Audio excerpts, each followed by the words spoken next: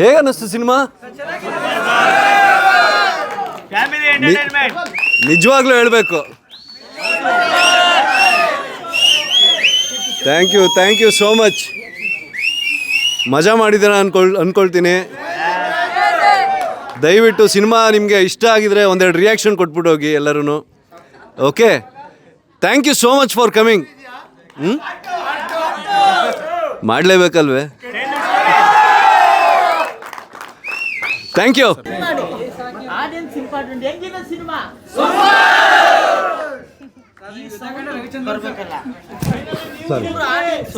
Sir, first ನೀವು case ಗೆದ್ದಿದ್ದೀರಲ್ಲ, ಪ್ರಶ್ನೆ ಅದಲ್ಲ. ಏನಂದ್ರೆ ತೋರಿ ಸರ್, ನೋಡಿ, ಪ್ರಿವ್ಯೂ ಶೋ ಅಂದರೆ ಯಾವಾಗಲೂ ಯಾರನ್ನ ಕರೆಸ್ತಾರೆ? ಸೆಲೆಬ್ರಿಟೀಸ್ ಏನು ಹೇಳ್ತಾರೆ ಅಲ್ವಾ? ಹೇಳಲೇಬೇಕು. ಯಾಕೆಂದರೆ ಸ್ನೇಹಿತರು, ನಮ್ಮ ಜೊತೆಲಿರೋರು, ಸಿನಿಮಾದವರು, ಅವರು ಎಲ್ಲ ಸಿನಿಮಾ ಚೆನ್ನಾಗಿದೆ ಅಂತಲೇ ಹೇಳ್ತಾರೆ. ಆದರೆ ಈಗ ಹೇಳ್ತಿರೋರು ಯಾರು? ಸಿನಿಮಾದವರಲ್ಲ, ಕರೆದಂಥ ಫ್ರೆಂಡ್ಸ್ ಅಲ್ಲ. ಸಿನಿಮಾ ಹೆಂಗಿದೆ? ಇಷ್ಟೇನಾ ಸೌಂಡು?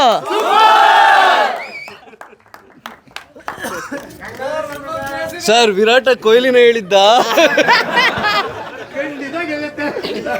ಫಸ್ಟು ಏನಂದರೆ ಲಾಸ್ಟು ಏನು 2 ಬಾಲ್ಸ್ ಇದ್ರೆ ಸಾಕು ಅಂತ ವಿರಾಟ್, ಅದರಲ್ಲೇ ಗೆಲ್ಲೋ ಚಾನ್ಸಸ್ ಇಂದ ವಿರಾಟ್ ಕೊಹ್ಲಿ ಹೇಳಿದರು. ಆದರೆ ಇವ್ರು ಹೇಳಿರೋದು ಕತೆ ನೋಡಿದ್ರೆ ಅಯ್ಯೋ ಯಪ್ಪ, ಎಷ್ಟು ಚೇಂಜಸ್ ಸ್ವಾಮಿ. ಅಲ್ಲಿ ಯಾರೊಬ್ರು ತಲೆನ ಕೆರ್ಕೊಂತ ಇದ್ರು ಕಡೆಯಲ್ಲಿ ಕೂತ್ಕೊಂಡು. ಏನು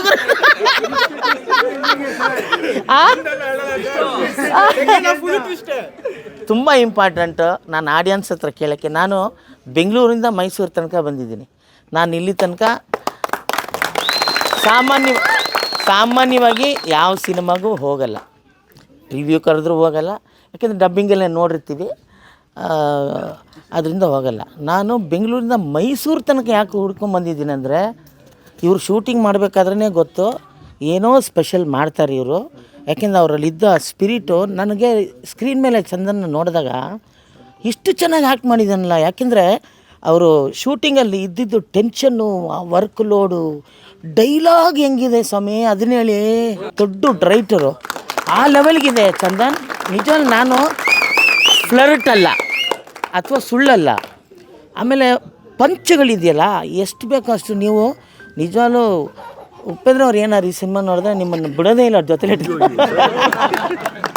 ಇಲ್ಲ, ಸುಳ್ಳು ಹೇಳ್ಬಾರ್ದು. ಎವ್ರಿಥಿಂಗ್ ನಾನು ಹೇಳ್ತೀನಿ. ಡೈಲಾಗ್, ಸ್ಕ್ರೀನ್ ಪ್ಲೇ, ಸ್ಪೀಡು ಸಿನಿಮಾದಿದೆಯಲ್ಲ, ಕಟ್ಟಿಂಗ್ಸು, ಸ್ಪೀಡು, ಆರ್ಟಿಸ್ಟ್ಗಳ ಹತ್ರ ತೊಗೊಂಡಿರೋ ಕೆಲಸ ಇಂಪಾರ್ಟೆಂಟು. ಒಬ್ಬರು ನಿರ್ದೇಶಕರು ನಿಮ್ಮ ಜೊತೆಯಲ್ಲಿದ್ದಾರೆ, ನೀವು ಎಷ್ಟು ಅಂದವಾಗಿದ್ದೀರೋ ನಿಮ್ಮ ಸಿನಿಮಾನೂ ಅಷ್ಟೇ ಅಂದವಾಗಿದೆ, ಅಷ್ಟೇ ಚೆನ್ನಾಗಿದೆ. ಇನ್ನೊಂದ್ಸಲ ವಿಶ್ ಮಾಡಿಬಿಟ್ಟಿದ್ದೆ ನನಗೋಸ್ಕರ.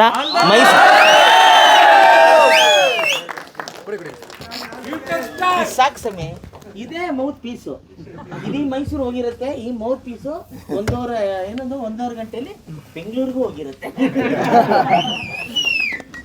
ಸೊ ಬಂದಮೇಲೆ ಈ ಎಕ್ಸ್ಪೆಕ್ಟೇಷನ್ ರೀಚ್ ಆಗಿದೆ. Starting first half full entertainment, full comedy ಇದೆ. ಸೆಕೆಂಡ್ ಹಾಫ್ ಒಂದು ಲವ್ ಸ್ಟೋರಿ ಜೊತೆ ಟ್ವಿಸ್ಟ್ ಇದೆ. ಆಸಮ್. 1 ಟ್ವಿಸ್ಟು 2 ಟ್ವಿಸ್ಟು ನಂಬೋದು, ಸುಮಾರು ಒಂದು 5-6 ಟ್ವಿಸ್ಟ್ ಇದೆ. ಸೊ ಸೂಪರಾಗಿದೆ ಮೂವಿ, ಎಲ್ಲರೂ ವಾಚ್ ಮಾಡಲೇಬೇಕು.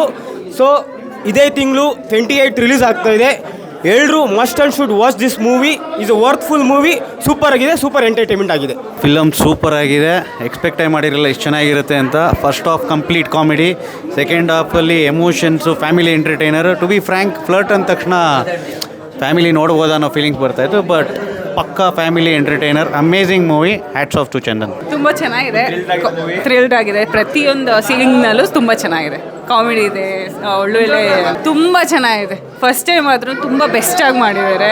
ಎಲ್ಲ ಡೈಲಾಗ್ಸ್ ಚೆನ್ನಾಗಿದೆ, ಎಲ್ಲ ಚೆನ್ನಾಗಿದೆ, ತುಂಬ ಚೆನ್ನಾಗಿದೆ. ಅನ್ಎಕ್ಸ್ಪೆಕ್ಟೆಡ್ ಟ್ವಿಸ್ಟು ತುಂಬ ಚೆನ್ನಾಗಿದೆ. ಫಸ್ಟ್ ಡೈರೆಕ್ಷನ್ ಅನ್ಸೋಕ್ಕಿಲ್ಲ, ಕಾಮಿಡಿ ಎಲ್ಲ ಚೆನ್ನಾಗಿ ವರ್ಕ್ ಆಗಿದೆ.